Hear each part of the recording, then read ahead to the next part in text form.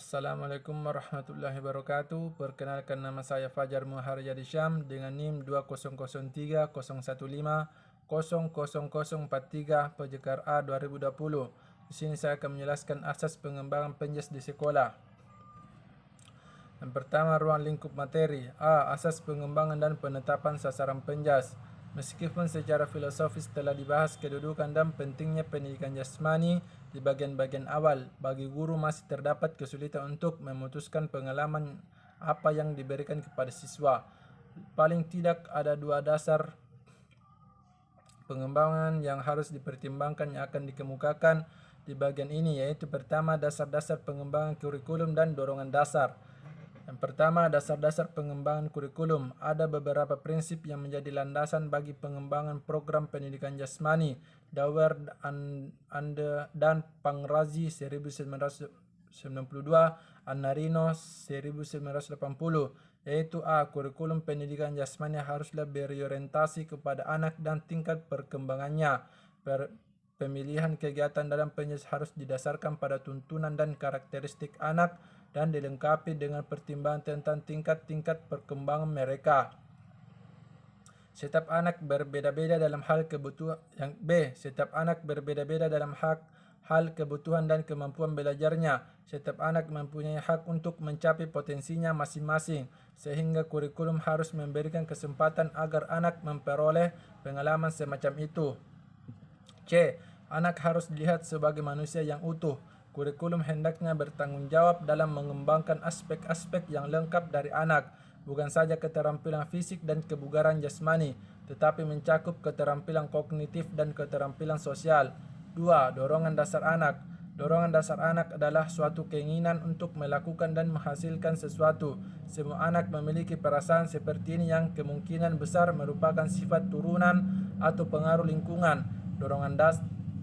Dorongan dasar ini dikaitkan dengan pengaruh masyarakat, guru, orang tua, dan teman-teman sendiri. Dawer Anda Parangzi 1992. A. Dorongan untuk bergerak. Anak tak pernah puas untuk bergerak, tampil, dan aktif. Mereka berlari semata-mata karena menyukai dan menikmati yang lain. B. Dorongan untuk berhasil dan mendapat pengakuan. Anak tidak hanya berambisi untuk berprestasi, tetapi juga menginginkan prestasi mereka itu diakui.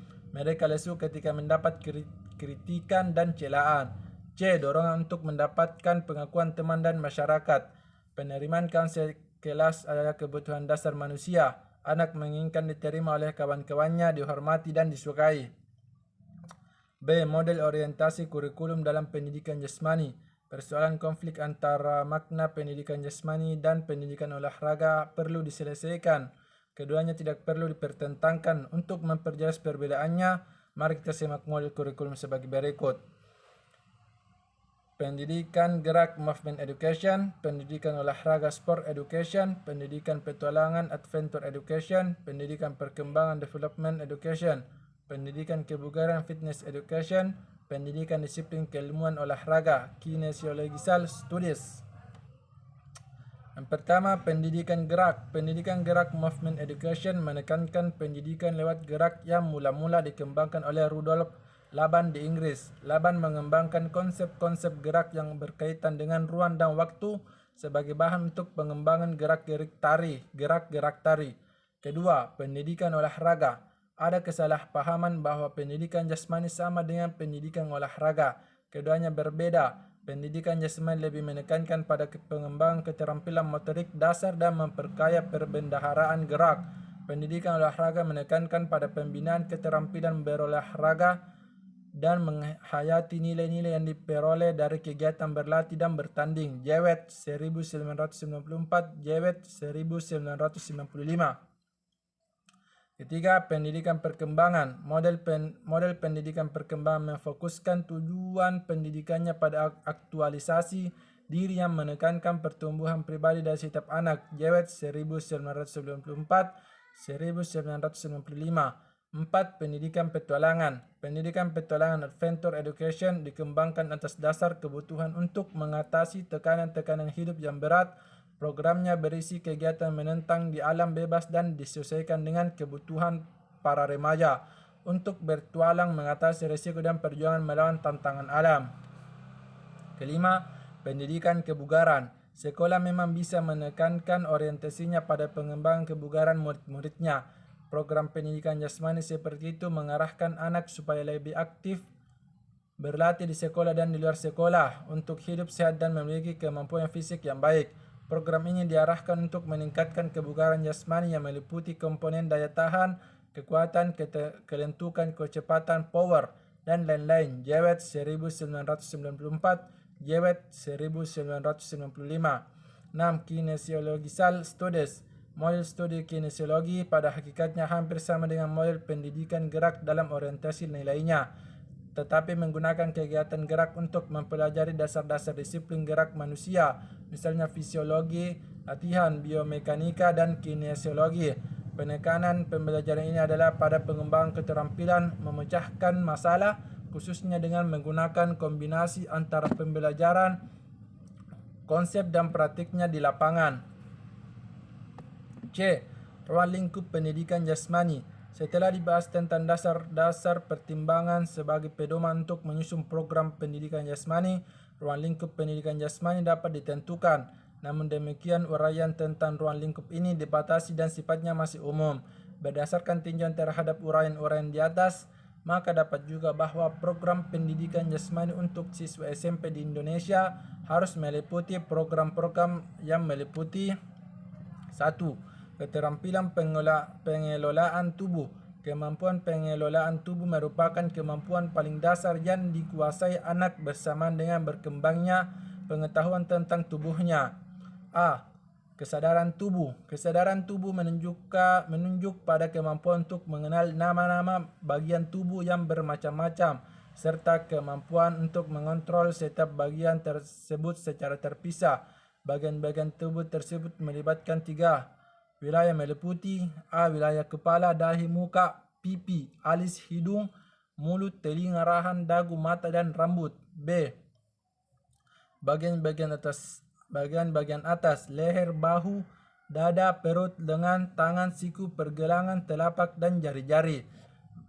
C. Wilayah badan bagian bawah, pinggang, pinggul, pantat, paha, lutut, betis, pergelangan kaki, tumit, bola-bola kaki, dan jari-jari.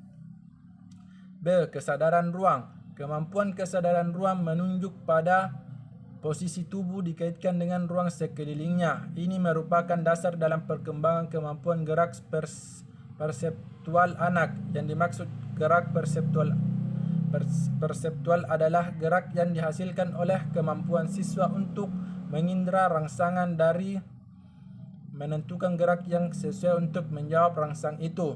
C. Kualitas gerak. Anak mengembangkan kemampuan geraknya dikaitkan dengan kualitas kesadarannya tentang geraknya sendiri.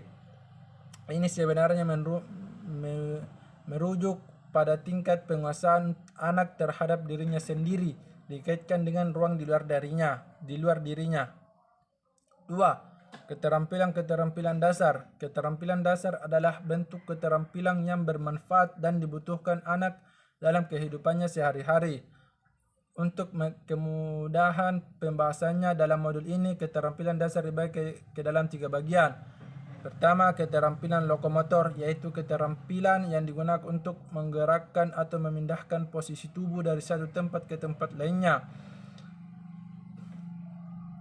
Kedua, keterampilan non-lokomotor, yaitu keterampilan di tempat yang dilakukan tanpa memindahkan tubuh dari satu tempat ke tempat lain.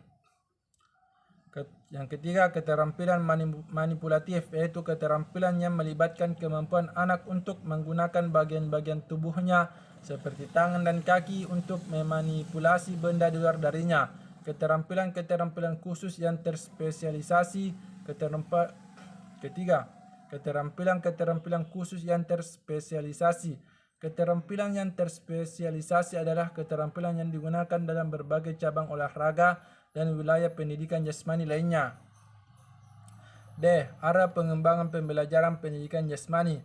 Setelah mengetahui ruang lingkup dari pendidikan jasmani, selanjutnya guru harus mampu melihat dan menetapkan arah serta sasaran yang akan ditimbangkan.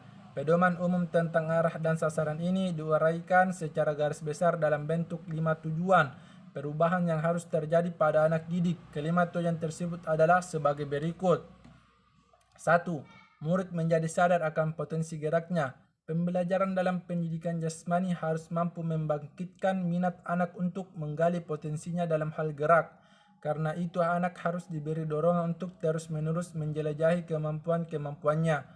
Kedua, murid dapat bergerak dan tampil baik secara meyakinkan. Ketika murid terlibat dalam proses pembelajaran, mereka harus merasakan adanya perasaan mampu, lancar dan tidak tersendat-sendat. 3. Murid mengerti dan mampu menerapkan konsep-konsep gerak yang mendasar.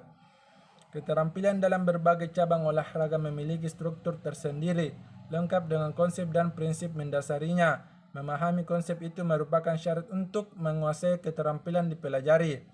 Keempat, murid menjadi orang yang serba bisa dalam gerak. Guru tentu harus melihat bahwa murid bisa mempelajari apa saja yang diperlukannya dalam hal keterampilan anak.